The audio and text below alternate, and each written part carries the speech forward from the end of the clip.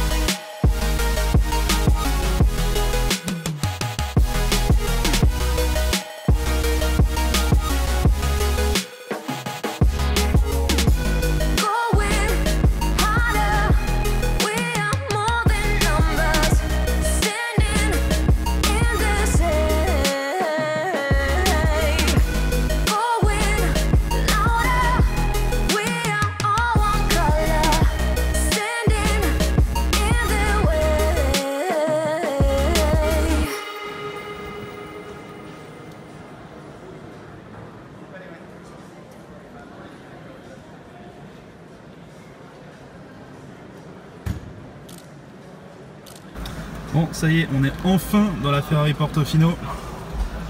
Superbe. Vraiment, Ferrari, ils font énormément d'efforts désormais sur tout ce qui est intérieur. C'est vraiment pas mal.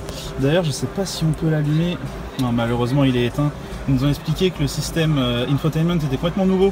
Donc j'aurais vraiment aimé voir. Ah si, il démarre. Super, il démarre.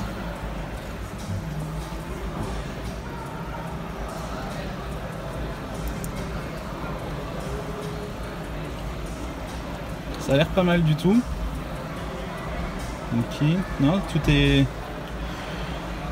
tout est nouveau effectivement. C'est assez marrant d'ailleurs cette partie en cuir qui revient au-dessus de l'écran à chaque fois. Je trouve que c'est vraiment très esthétique. D'ailleurs quand l'écran est éteint, on voit pas du tout les bords. Et je trouve que c'est vraiment pas mal. Alors j'aimerais bien pouvoir allumer le passenger display. Je sais pas si ça va être possible. Je vais aller voir dans les menus.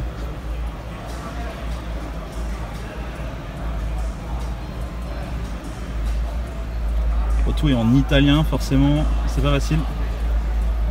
Settings.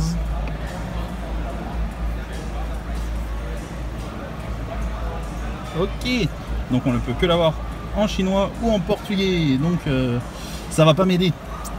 On va dire clairement, ça va absolument pas m'aider.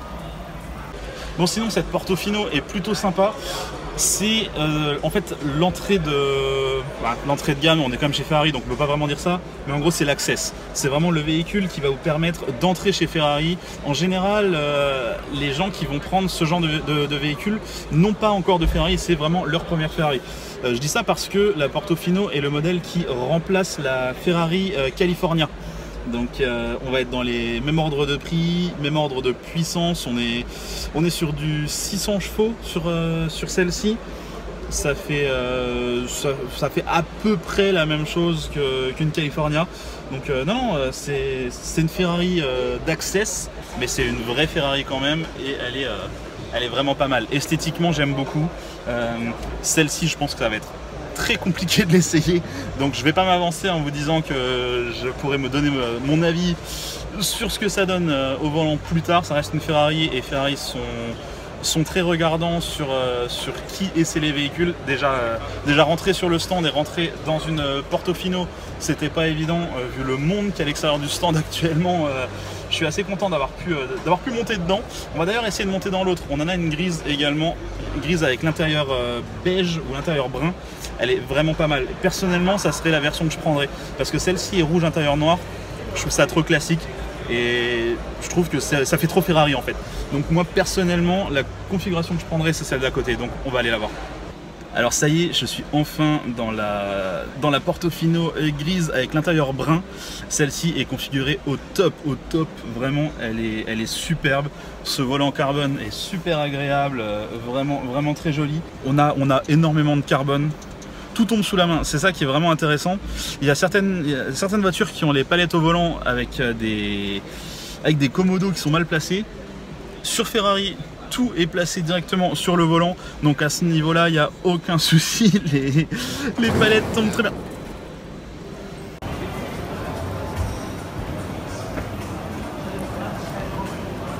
Il y a une vitre sur le stand Ferrari qui vient d'exploser, on ne sait pas du tout pourquoi. Il y a du verre partout, à mon avis on va se faire virer du stand.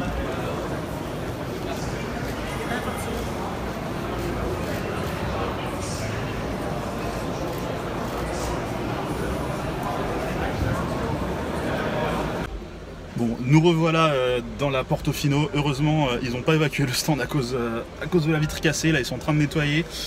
Écoutez, j'étais juste en train de dire à quel point on se sentait bien dans cette voiture.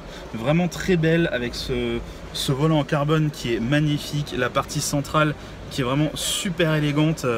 Non, je la trouve très très bien dessinée. Autant, parfois, on tombe sur des Ferrari qui ont quelques fautes de goût.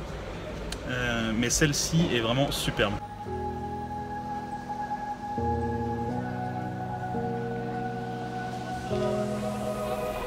Run free and dive into the sky. Hear the wind crying out its prayer. Why are we so ashamed to be alive? Break the chains and our freedom's ours to take.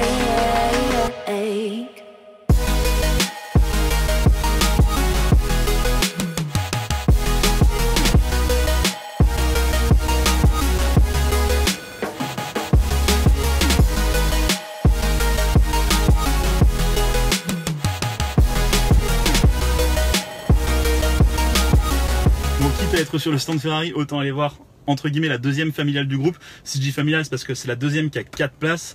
C'est la Lusso qui est en fait une Ferrari qui est clairement utilisable tous les jours. Et c'est assez drôle de se dire que en gros il y a des gens qui roulent vraiment avec ça tous les jours, c'est leur familiale. Du coup personnellement c'est celle que je choisirais. Si je devais en choisir une sur le stand, autant j'ai bien aimé la Portofino, autant je pense que je choisirais celle-ci du fait qu'elle est utilisable au quotidien.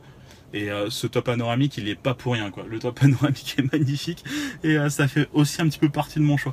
Le reste de la voiture est superbe. Ce volant en carbone est vraiment impressionnant.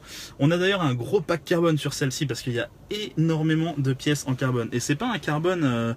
Le carbone n'a rien à voir par rapport à celui que j'ai dans la Porsche, par exemple. Celui-ci est beaucoup plus joli. Il est vraiment assez impressionnant. Il est comment dire, il est tissé d'une façon un peu différente et ça donne un aspect beaucoup plus riche. On sent qu'on est au niveau luxe, on est dans un niveau au-dessus clairement dans cette Ferrari.